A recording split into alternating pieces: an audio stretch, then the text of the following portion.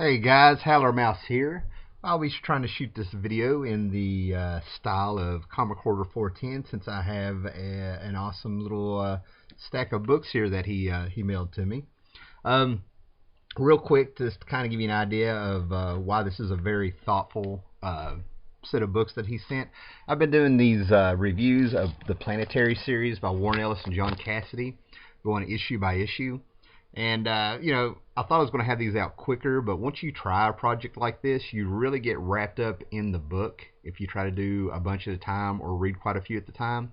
And you really need to take your time with it so that you can actually give each issue the attention it needs and not be wrapped up in the story. It's one of those things I can't explain unless you've tried it. You kind of assume that everyone is following the videos and has read the story, and you end up falling in the trapping of referencing other books and not really giving the attention each issue needs to really talk about it. You start talking about it as a whole. It's a little bit exhausting sometimes, but it's mentally exhausting. But it's great to do. I recommend anybody grabbing a little story or a series and giving it a shot. It's really cool. But anyway, the next set that's coming out will be 15, 16, 17, and 18, one of my favorites, and I think Mr. Jared Osborne said that this was one of his favorites as well. So we're halfway through, and I'd really like to thank everybody who has really given me some feedback on that series. I kind of call them slow burners, like I'm not expecting a lot of views on them. That's not why I was doing it. But what I am hearing back, and that's exactly what I wanted, is that there's some people that are checking out Planetary, and they're saving the videos. They're not watching the videos all at once because they're actually digging out their books, ordering. I've heard a lot of people have told me they're getting the omnibus if they haven't already ordered it and everything like that of Planetary, and they're actually reading the stories and then following the the reviews issue by issue and stuff, which is exactly what I wanted. So thanks for you guys who've been checking those out. They'll be in a playlist. It's just awesome. So during those Planetary reviews and stuff, I kind of, Warren Ellis came on Image Books in the late 90s, and he took over a book called Stormwatch, and he immediately started building up to things. This is the roots of Planetary and the Authority. And for years, one of the books that I was always looking for was a Stormwatch Aliens crossover. Aliens, like in the Ridley Scott movie with Ripley, one of the greatest iconic ladies in sci-fi ever. But, to my surprise, it turns out that I was looking for the wrong book. It was actually Wildcats Aliens crossover.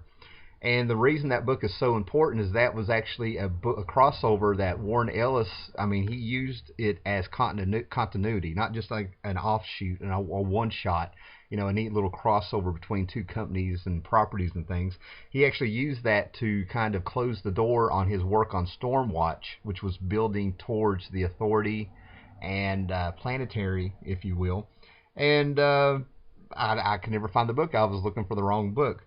So, Comichorder sent me this trade that has that one shot in it. It also has the preceding issues of Stormwatch leading up to that one shot. So this was just fantastic to get. This is Stormwatch Final Orbit. Chris Sprouse did some art on this. Of course, some other people did. Just fantastic. This was the death of Skywatch.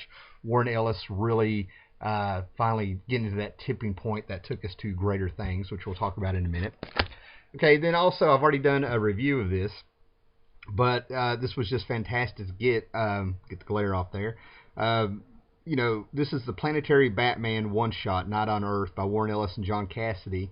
This thing is in fantastic shape, but also it is signed by John Cassaday. So thank you so much for that, Matt. That was just fantastic to see that. And then, Matt, Comichorder, we also talked a little bit about the Authority. That's what Stormwatch evolved into, some of the characters and Warren Ellis taking over proper. And I read a few issues of this here and there over the years. This is the first trade with the first 8 issues.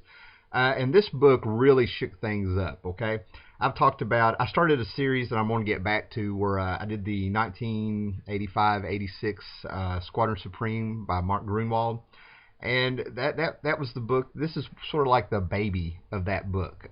This is where the Authority, Jenny Spark, pops up.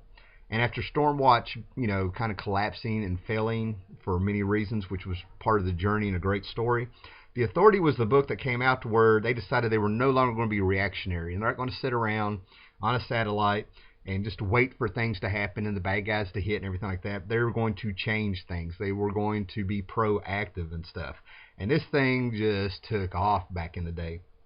This book was actually so influential that, it even was, I remember it being talked about in other places outside of our little comic book bubble, if you will. There's actually a video you might want to check out of, it's by U2. It's called Elevation. And there's some scenes in that video where they took it straight from, I'm convinced they took it straight from the some of the panels, if you will, of when Frank Quietly took over the book as artist when Mark Millar came on. But anyway, this is by Warren Ellis and Brian Hitch. We have a Century Baby. If you followed the Planetary reviews I've been doing, you'll know what a Century Baby is. Elijah of Planetary is a Century Baby, and this is Jenny Sparks. She's also another Century Baby. Big into the book. And some of the characters, just to let you know who they are, man. This is Hawksmoor. He was abducted by aliens, and they did things to him to where he can only survive in a city. And his body has been completely adapted to where he's more or less a god of the cities and stuff. If he's out of a city for too long, he goes into seizures and things. But he's just a fascinating character, one of the most unique characters I've ever really seen pop up in comics, in the last 30 years at least, right? Then you have Midnighter and Apollo, who popped up in, I think, Stormwatch number 4, the second volume by Ellis. And yeah, they are archetypes of Batman and Superman. Apollo is one of my favorite characters, along with Hawksmoor there. But basically, they're Batman and Robin, and they are they're a couple. Okay, and it's just fantastic. Just fantastic how some of these characters are handled. This is the Doctor, more of a shaman, if you will. He's an interesting read. They try to make him kind of a weird guy. The Engineer, and I'm forgetting her name, Swift maybe, but she's probably the only one left from the original Stormwatch team when Warren Ellis took over and stuff. This is the first 8 issues, and what is great, I've read this. I've finally read this trade. I'm halfway through the second one, and Warren Ellis, with his writing, has done a very good job of building up the first 12 issues of this book with what the Authority has set out to do. The first thing they do is they take on an entire country. These stories really need proper reviews, and that country is being ran by a mad villain. Where Stormwatch is down, he's like, okay, Stormwatch is gone, we're going for it. They attack LA. The second arc, it's a parallel Earth, man. It kind of reminded me of Fringe, where out of nowhere a second Earth has decided to start the war again that they did in the 50s. We ended up having contact with that other Earth in the 20s. Jenny Sparks was there. In the 53, it kind of died down because of a huge attack.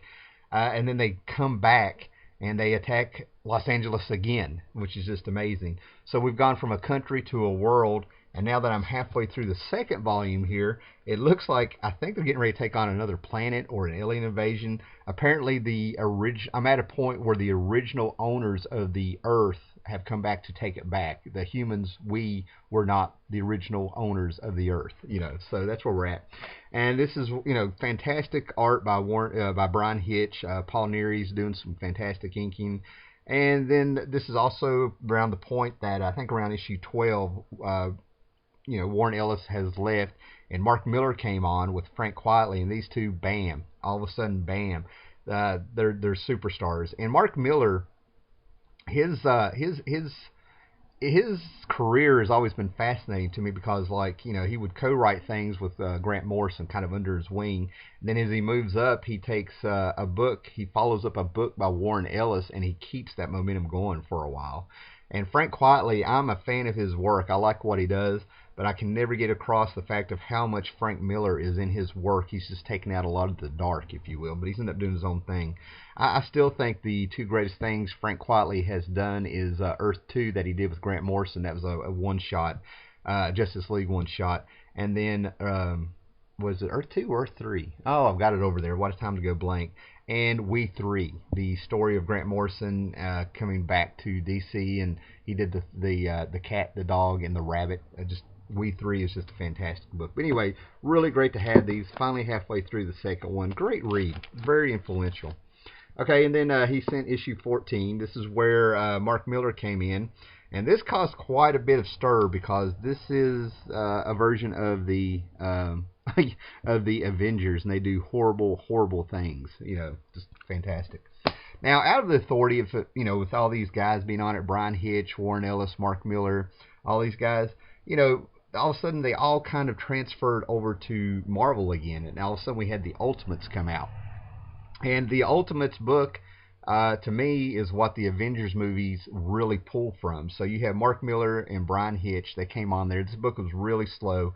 This is the second volume. I did have the first volume. I was collecting them as they came out, but they were so slow coming out. And I heard it was because of Brian Hitch doing his art and having that widescreen feel to it and just really going for it. But this is where you ended up having Sam Jackson becoming Nick Fury in the movies. It happened in the comic books first, and Sam Jackson was well aware of it. And he actually said, well, if you're going to use my likeness, and if you guys ever make the movie, you know, put me in as Nick Fury, and that's what came out. So, yeah, I mean, that book, these guys really shaped and formed comics for a while. I hope the glare isn't coming on, but, yeah, Ultimates 2, yeah, number 1...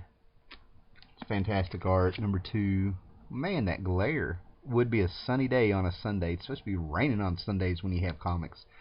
And number 3, Mercy. Okay. And then I love this because I think I mentioned these somewhere in a video. I don't know where I mentioned these. I might have mentioned them in a chat or maybe in a conversation or something, man. But these have nothing to do with the Warren Ellis books and stuff. But this is Condorman. This was a superhero movie that Disney put out 79, 80, maybe 1980s when it came out or something. I remember being a kid and having these books, and it's a really cheesy movie, but I kind of enjoyed it. And he sent me some of the comics that adapted the movie, so thank you. Alright, well, thank you, Comichorder. I do appreciate it, man. Check out his channel. Great guy. Very knowledgeable about books. Great stories. And you guys have fun. Later.